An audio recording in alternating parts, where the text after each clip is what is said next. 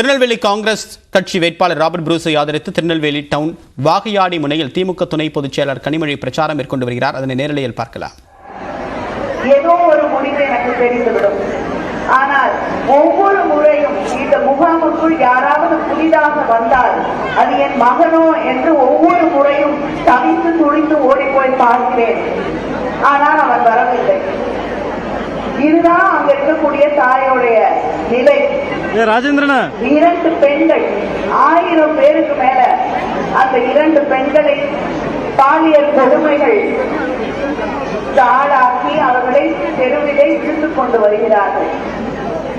இத்தனை துன்பங்களையும் உருவாக்கி இருக்கக்கூடியது பிஜேபியோடைய அரசியல்.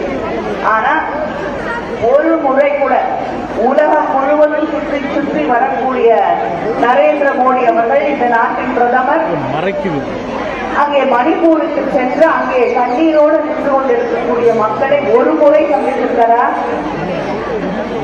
அந்த பக்கம் இருக்கக்கூடிய முதலமைச்சரை கூட மாற்றவில்லை. யார் கஷ்டப்பட்டாலும் தமிழ்நாட்டிலே வெள்ளம், இந்த திருநெல்வேலி எந்த அளவுக்கு பாதிக்கப்பட்டது என்று எல்லாருக்கும் தெரியும். தூத்துக்குடி பாதிக்கப்பட்டது, சென்னை வெள்ளத்தால் பாதிக்கப்பட்டது. இந்த பக்கம் எட்டியே பார்க்கல பிரதமர். ஆனா தேர்தல் வந்துருச்சுன்னு வாரத்துக்கு 3 நாள் 2 நாளைக்கு ஒரு தடவை, ஒரு நாள் விட்டு ஒரு நாள் என்று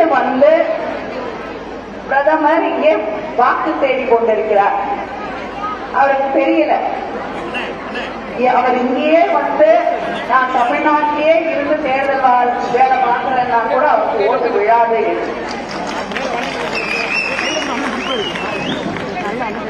தமிழர்கள் மன்னிக்க மாட்டாங்க. தேர்தல் நேரத்தில் திடீர்னு உங்களுக்கு தமிழ் பாசம் வருது இல்லையா? அந்த தமிழ் பாசத்துல நான் தமிழ்னா பிறக்கலையே, தமிழ் கத்துலையே, தமிழ் படிக்கிறதுலையே, தமிழ் பேசுறதுலையே வருத்தப்படுறாரு. நான் கேட்கிறேன், வருத்தமா எங்களை ஹிந்தி படின்னு ஒரு